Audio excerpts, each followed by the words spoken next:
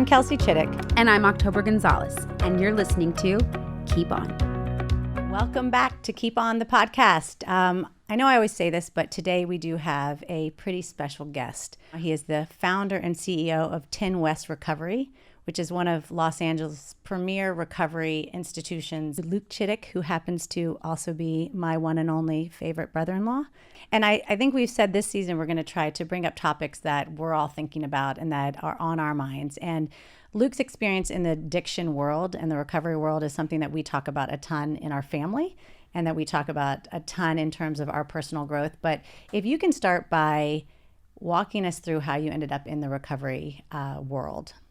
How I got working in the recovery, field is just going through it myself. And I think if I were to kind of backtrack and just give a little context to my story, which I have PTSD. This is true. About. You're very much a part of it. Going back even before you entered the scene, I guess I started experimenting with alcohol and drugs at a pretty early age. Like how old? So I think 13 was when I had like my first like drink. I was always just kind of the guy that sort of partied on the weekend, and that was sort of who I became in high school. And I would keep it together because I really wanted to do well in sports. Football became the sport that I excelled in. Yeah. But I never really reached, I think, where my brother had success, and I wanted to play football in college, but I didn't get any offers. So I walked on at UMass Amherst, which is a Division I AA. And the first 2 seasons, I just kind of got my butt kicked. And then as I'm going into my junior year, I'm in preseason camp, and I'm now competing for the starting position. And I'm just, feeling amazing. And towards the very end of camp, I break my ankle. Yep. And I dislocated it and I had to get surgery. And I was pretty much out for that whole season. And I can remember drinking and taking pain medication and being like, this is amazing. Right. I think, and just so for context, I met Luke when he was 17. Yes. I was 20. I remember I went to one of your high school football games, and Nate and I had just started dating. We were newly in love, and we went back to Boston, and we went to one of your games. And then, so I've been there through a lot of this, but I remember when we talked about when you took that first OxyContin. Can you kind of share what you remember feeling that first time you swallowed that pill? Oh, yeah. I mean, I know that the first time I did that, I mean, I had that thought of this is how I want to feel every single day for the rest of my life. And I never fully psychologically recovered from that injury. I started getting more into partying and drugs and experimenting with other things. And it was the summer before my senior year playing football that someone said, do you want to try OxyContin? Okay. And I was like, oh, yeah, well, of course. I mean, I hear it's better than that stuff that I took when I had that injury. The whole time I'm thinking, this is a college thing. Like, this is going to go away once I get out of college, Yes. and I'm going to move to California after college. So I'll be 3,000 miles away starting they don't have over. pills in California. Right. It's going to be Fresh. It's going to be great. Fresh, ready to go. And sure enough, all my problems traveled 3,000 miles.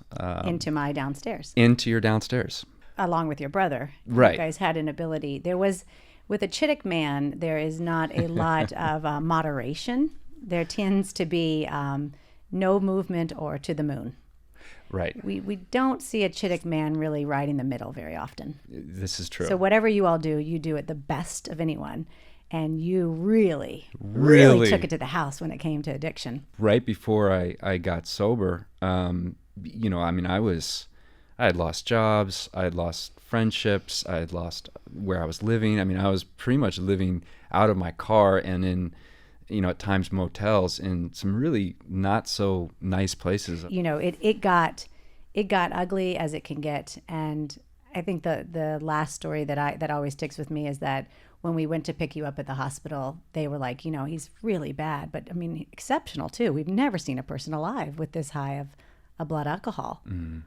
So it took a lot for you to hit rock bottom, literally and figuratively. I was in the Gardena hospital because my body just kind of gave out on me, and my brother Nate, was there, showed up, and just said, "Luke, I'll help you one last time, but you've got to commit to a long-term program, and I know one. And what did you say? And I'm like, well, which one is it? Yeah, no, you actually said, I'm going to need to think about that. Well, yeah. No, I literally, was like, he said, you can go back to doing whatever you were doing, or I'll help you get into a long-term program. And I looked at him in the eye as I'm lying there with tubes in me in the hospital. Homeless people all around you. Right. And I said, I need to get back to you on that one. And I, honest to God, didn't think you could come out of it. I was like, this isn't going to work. And it's funny because that's exactly how I felt after Nate died. This overwhelming sense of life where you go, this shit isn't going to work. So let's all just die. What shifts? Is it an aha moment? Is it tools over time? I mean, talking about keeping on. How did you stay sober 11 years? No, and I think that question is a great question to ask, and it's always going to be just a slightly little bit different for each person that has achieved long-term, recovery. For me, it wasn't kind of an all-at-once aha moment. I had my last drink, I guess it was January 8th. So January 9th, I wake up and it was a relapse, and the program that Bechuva didn't kick me out. And I just wasn't sure if it was going to work out, but I just kind of each day just stuck with it a little bit more and more. And it was not pleasant, and it was painful, and you have to overcome this kind of this shame, right? Of this feeling of less than, and dealing with the shame of what you have done, right? Like, what have I done? How have I shown up for life up to this point? And how awful is that? And it's this shame that can be debilitating. Right. And there's a reason why so many people are relapsing, and the success rates are not, they're not great, in terms of someone being able to be sober. And I think that there is this shame that people get stuck in the cycle of and choose to be victims of. I was in treatment, and I was in one of the groups or something, and someone said something, and I forget exactly what they said, but basically it was on the notion of, this is my path. This is my path, and it's gonna, it's gotten me to where I am today, and it's always going to be my journey. And something about that clicked, where I had just kind of acceptance that this was my life, right? I can't change that. Right.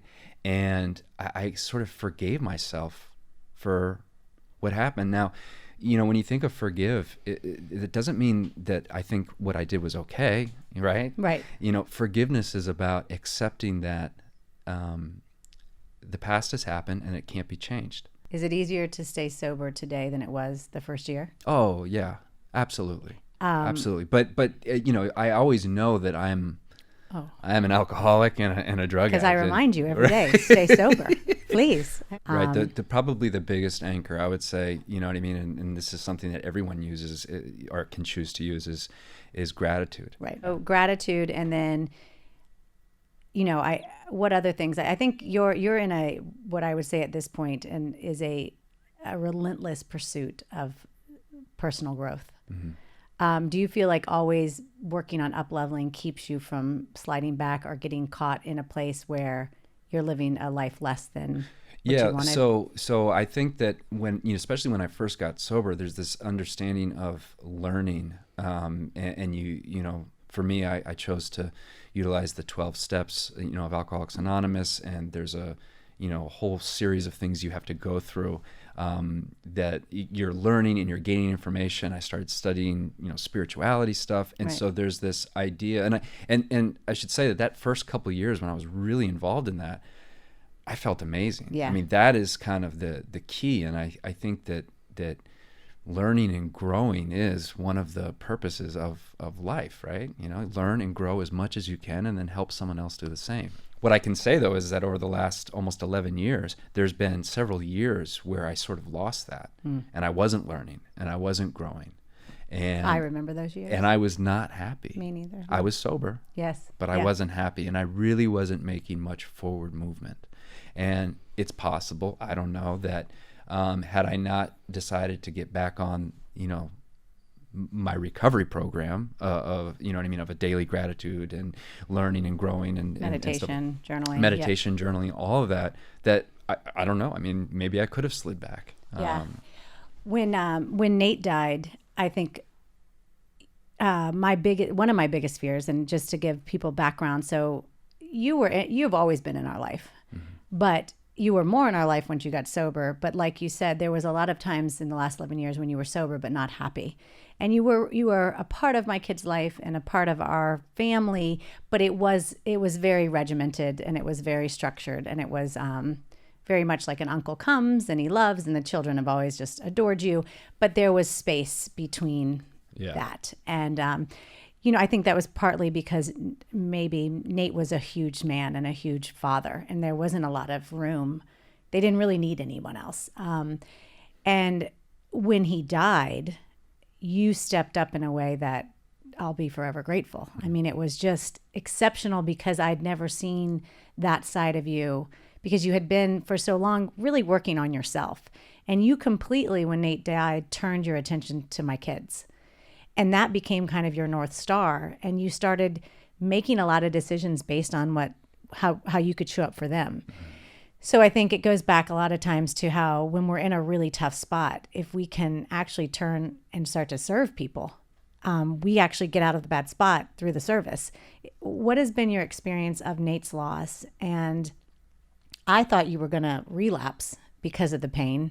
And I remember one day you told me, I've never been more clear about my sobriety than I am now. Boy, grief is something else. I've never experienced it to the level that we did with my brother passing. And I don't know yet how I would put it into words other than, I think that what I've really come to understand and appreciate is, pain is, can be an amazing gift. Yeah. Yep. Right. And that one of the few things that we really have control over is how we show up to our pain. Yeah. Right. And, something in me sort of switched on very shortly after he died. I was a mess, right? Yeah. And I grieved like you wouldn't believe, but something clicked where I just became very kind of clear of what I was supposed to do and how I was supposed to do it. And I didn't even really know where that was coming from. It was pretty amazing. And yeah, I remember having the conversation like, Luke, are you worried, you might relapse? And I said, well, I always like to carry around a little bit of healthy fear around that, but honestly, I've never felt more secure in my sobriety. I noticed my kids are very against alcohol, which they weren't when Nate was alive and we had a lot of parties. Yeah. Yeah, exactly. I'm worried there's going to be that flip at some point at like 15 or something like that. And I'm just like kind of like waiting for it. I know. They hate it now, but they've heard enough and they've seen enough. And I think after Nate died, there was enough drunk neighbors or guys that got so wasted and then like cried on them about dad or said stuff that they really are turned off by it. But what would you tell parents, and what do you tell Jack and Addison when it comes to the behaviors that you see parents doing and sometimes you see me doing that lead to not feeling like you're enough? Or well, what do you see out there in LA? Sure. And my work and what I've done over the last several years is I work a lot with families that are in crisis or that have their kid is going through what I went through, right? And so what I am seeing a lot of is parents who really have a hard time tolerating the discomfort of their children. Right. I'm one of those. Yes. And I can understand why, right? It's tough to see your kid cry or to be upset or, whatever. But I think it reaches a point where, resiliency is a muscle, right? And, to be resilient means going through adversity. And I just see that our culture almost is trying to, make it less adverse for the younger kids. There's the sports leagues in the Gundo. They if you lose a game, you still get a trophy. I would disagree that's a smart thing to do. Yeah, and I think if I look at myself, it's more about that it's so uncomfortable for me to see them uncomfortable. It's not that I care that they're uncomfortable.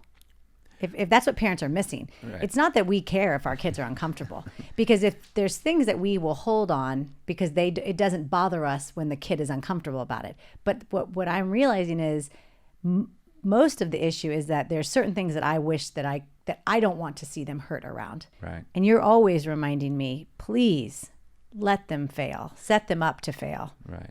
Absolutely. And you're right. It is about, the parents' feelings. And that's why the message that parents, I'm getting them all the time, is you need to work on you. I know. You need to work on how you tolerate it. Right. If you get well, your kid is going to get well. You try to be the absolute best parent on the planet. There's going to be something that's going to affect your kids, you know what I mean, in a negative way. There's no perfect parenting. I blame Nate for all of our problems from here on out. Right. When Nate died, I thought, well, you can't replace him, and you can't. But love is love is love. Mm-hmm. And the more love kids have, the more appropriate love and the appropriate involvement with boundaries and structures and insights and love, the better. You just can't simply love someone too much. I'm really open right now to what else is next. I just want to continue to grow and discover myself and who I am in this sort of new space, in the absence of drugs and alcohol, and, in the absence of my brother, which I miss terribly every single day. Yeah. And I recognize that there is shifts that have happened as a result of him passing away that, that I can't ignore. Yeah. Well, It's an honor to have you. I love you very much. I love you. And just keep remembering to keep on keeping on.